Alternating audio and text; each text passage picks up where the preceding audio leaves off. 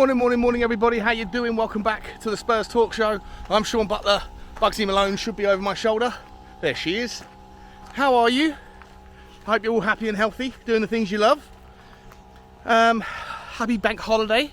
I hope you had a good one. I hope you're having a good one, depending on what stage you're at of it when you watch this. Please do me some favours, guys, like you always do. Yesterday, another unbelievable day for likes. The like game with you guys is incredibly strong. I think we got over 1,200 likes yesterday. It's madness. Very much appreciate it. Let's keep that run going. Whilst you're at it, if you haven't yet subscribed, why not join the community? We are fostering here. 16,000 people have gone before. Incredible stuff. Welcome back to them. Welcome to the new. Hit the notification bell and drop a comment. Let me know your thoughts on today's topic. And of course, it is Tottenham. Tick-tock, Tottenham. The transfer window clock is running down rapidly. It's Monday. By Friday, it's done. It's over. No more time. And I panic when I shudder a little bit when I think the way that Tottenham's luck usually goes. Remember last season? We were all looking good. We started the season very well. Didn't we go 7 games unbeaten? But then September the 1st happened at some point in that run. And September the 2nd or 3rd happened, and didn't Kulusevski go down injured with a hammy? Wasn't Richarlison out at the same time, or was it Brian Hill? I forget who, or maybe it was Lucas Moura. We got two injuries the day after the window closed to the same position. It always happens. That's why you need depth. That's why you need to be not resting on your laurels with a fantastic start. It is a fantastic start, but as I said yesterday, and I will continue to say it, you could pick any one of about 7 of our first team players, and if any of them go down injured, the Jenga tower is vulnerable, incredibly vulnerable. Of course, that's the same for most teams. There's very few teams that have got such squad depth that they can have injuries to their entire first 11 and still look relatively similar in terms of strength overall. Probably Manchester City is the only team that you could look at that has that luxury. But look, we're not worried about other teams. We need to worry about Tottenham. And to me, there's 2 or 3 positions that we need to kind of add some volume to. Obviously, we know where they are in the majority. I'm going to read off today from memory Lyle Thomas, the Sky Sports guy, who put out an article, I think this morning, that referenced all of Tottenham's transfer plans and the names that are being mentioned. So Brennan Johnson, obviously we know about him, we've spoken about him ad nauseum. You know how I feel. Just to clarify, I don't particularly rate him. I don't think he's that good. I think he's a one-trick pony. I think what he does offer in spades is something that his competitor for that spot on the right doesn't really offer. He's fast, he's tricky, he can take a player on and can go inside or outside. Not something that Decky does traditionally. He doesn't offer much of the other things that you need, which is like the ability to offload. He does have the knack of finding the side netting, which is a good thing. He knows how wide the goal is. And he can press as well. He can do the defensive work. So it's not a horrible signing. It depends on the price. Everything always depends on the price, really. Not that it should really bother us as fans how much we pay, but in order to seek the value and the opportunity cost to be less diminishing, you do need to really contemplate, if you spend this here, what does that mean for what's left there? And for me, he's nowhere near a £50 million player. But if Ange Postecoglou has sanctioned it, and he has seen something in the player, then I am 100% behind it, and I will trust in Ange. He knows his system better than anybody else. And if he thinks that Brennan Johnson can unlock some of the other areas of his game in this system, then we'll get on board it, we'll support it, and we will wish it well. Just on paper, I'm not sure I fully understand the rationale for it, apart from the homegrown thing. And the homegrown thing is an issue. But if the homegrown thing there is an issue, then why is it that part of the story around how we're going to afford this or make it work is to do player plus cash trading for this guy and include players that are also homegrown? You know, are you robbing Peter to pay Paul with the homegrown issue? Obviously there's the value argument of saying, well, you're getting rid of one homegrown player that you don't want, who's not good enough, and you're bringing in one who is, and therefore the value gap argument is settled. I get it. It's just not clear to me that the whole thing makes as much sense as the story has been portrayed. I think there must be something else going on if there's truth to it, and Sky Sports News are saying that there is truth to it, so we will see. Another story that Lyle Thomas put out is Ansu Fati, the Barcelona forward. Basically the argument here that Lyle Thomas is putting out is one that I think I've been speaking about for a long time, is that Tottenham have weaknesses in quite a few areas, vulnerabilities in quite a few areas, and so utility players, versatility players would make sense. That's why I was a big proponent of the idea of signing someone like Greg Truida from Feyenoord, because he can play right back, right-sided centre-back, left-sided centre-back, or in the number 6. And to me, if you're going to bring in a player when you've already got a fairly settled back four, or that's looking pretty competent and that complement each other, then are you really going to be able to go and tempt a Tapsoba to come in who's a monster in one position? Probably not. The idea of game time and minutes becomes an issue when you're only playing one game a week. And so if you go and look for someone that can play in a number of different positions, then not only do you level up your depth in every one of those positions, but that player, if they really are and truly are as versatile and as much of a utility player as you suspect that they can be, then that person is also going to get minutes, because there's always going to be someone in one of those positions that's out injured at some point in time in the season. And I think the same argument is being made now for the forward line. Having a player that can play, you know, centre, left, right, support striker, or out and out number 9 is an advantage. It's a way for them to get minutes. It's a way to keep the opposition guessing, to be dynamic, this kind of rigid fluidity we've been talking about, or fluid rigidity, however you want to think of it. Dynamism. I'm a big proponent of it. So I understand the rationale for a player that can do that. Brennan Johnson, for what it's worth, has played minutes last season for Nottingham Forest as a right winger, as a second forward, and as an out and out number 9. Morning, guys. And so to me there is an element of it making sense. I just don't particularly rate him as being extraordinarily good at any of those particular positions, but as I said, if Ange thinks he can unlock something, then I'm all for it. Whatever. Ansu Fati is another one that can do it. He's more of a left side. I think he could play on the inverted, but for Barcelona he plays predominantly left winger, left inside forward, or central. Plays through the middle as a 9 or as a support striker.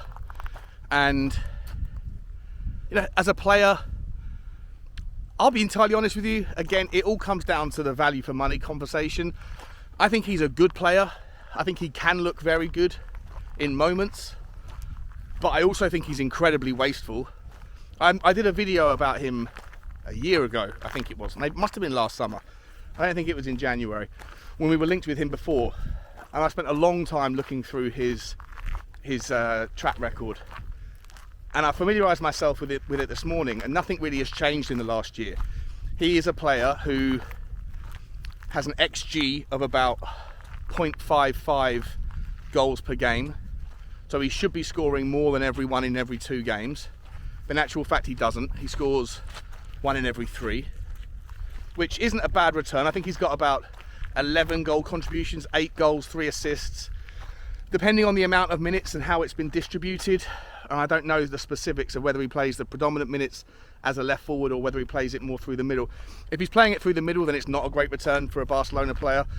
If he's playing it on the left and then you've got Lewandowski up the top, then it's not a bad return at all. It's a healthy return for a forward, for a wing forward or a winger. I just think he's wasteful. And again, the XG number represents that. If he should be scoring a goal every 2 games, but he's actually scoring a goal every 3.5 games, then he's missing chances that he shouldn't be missing, according to the XG algorithm.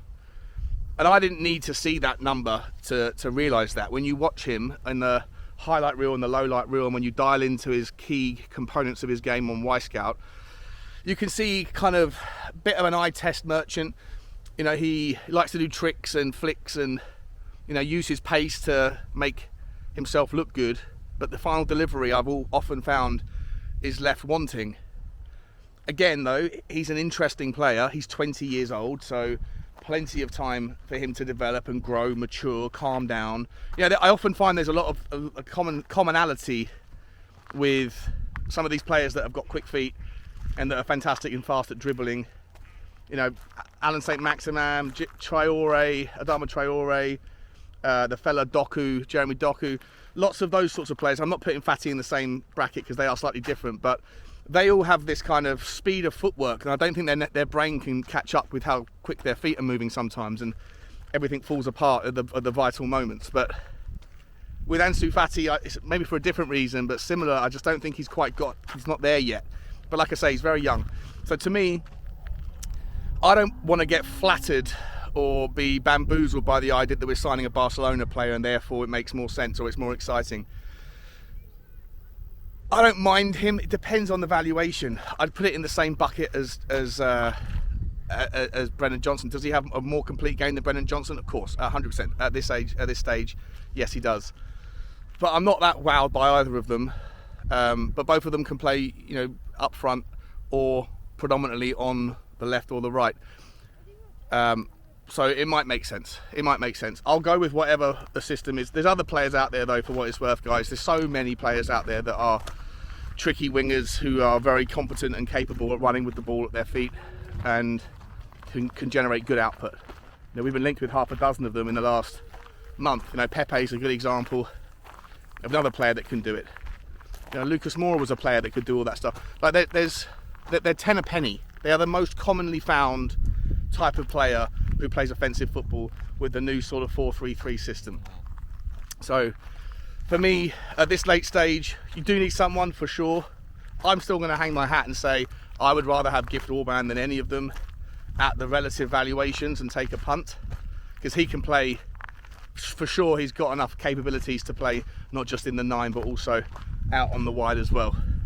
There's other players though. If Tottenham really wanted to be brave, I don't suspect for a second this would happen. But I've been talking about it last night on Sava's show, and I think I mentioned it on mine as well. For me, Pedro Gonçalves of Sporting fame, wonderful, wonderful player. He can do everything. His goal output is insane. His ability to press, his accelerations, his aggressiveness, his tackling, his passing, his crossing, his shooting, heading, everything about this guy is extraordinarily competent, and he's a player that I really, really admire. But I think he would cost probably a lot more than the £50 million that Brennan Johnson is being asked for his head, which makes sense really, because he's twice the player that Brennan Johnson is. Twice the player. So look, we are where we are, guys. There really isn't any other kind of news with regard the forward line. Lyle Thomas was also talking about the back line. Nothing's really changed in that regard. We're still willing to let go of Eric Dyer, Japhet Tanganga or Davinson Sanchez. All three of them have had offers. None of them have been taken. The players are the bottleneck here. They don't want to give up their money. I'm not entirely sure what we're supposed to do. You know, you're going to need some kind of really clever, creative thinking here from our ownership, and whatever you think about our ownership with regards their business acumen, creative accounting, creative thinking outside of the box to find a solution to move some of these players on, to bring some better players in, doesn't really feel like a word or a phrase that you would use to describe these guys. So I'm expecting some more frustrations there. In an ideal world though, at least one of them can move on and we can bring in someone who's a level up, a better fit for the system, and who wants to be here. And I think 2 of those 3 criteria is met by Tosin. 6'5", fastest English defender in the Premier League, capable in the air, capable with the ball at his feet. Again, he's not a perfect defender, but for the money you're paying for him, he's never going to be. But he's a good, competent player. Is he the versatile utility player we're looking for? No. He's very, very much a centre-back that would be back up to Romero. Not sure what we would do if Van der Ven got injured. Maybe, just maybe, Tottenham are still going to turn their attention to Clement Longley. Maybe, just maybe, there might be a double deal. Maybe that actually, on thinking out loud here, is why we're looking at Ansu Fati.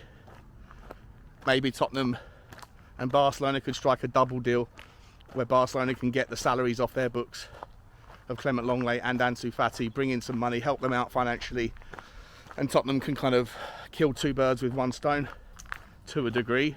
Although I think we all know how we feel about Clement Longley. I personally think he was our best centre-back last year, but the system doesn't really fit or suit to the same level. But look, if it meant we could move players on and get new players in, I'll trust Ange. Ange knows better than us, better than me anyway. So as long as Ange is pulling the trigger and it's not something else happening, then I'll support it. Let me know your thoughts, guys. Nothing else to talk about apart from Serge Reguilon and Pierre Højbjerg. They are both supposedly still up for leaving. Reguilon is wanted by Manchester United, but that would be a loan deal. And also he's wanted by Fulham. So again, maybe there's a chance here that Fulham and Tottenham could do business with player plus cash for one way or the other.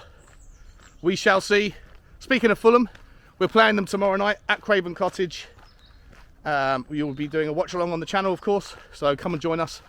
I will probably be doing a stream at some point today before the show, so keep a lookout for that as well. Guys, I'll leave it there. Like, subscribe and comment. Enjoy your bank holiday, and as always, bye bye.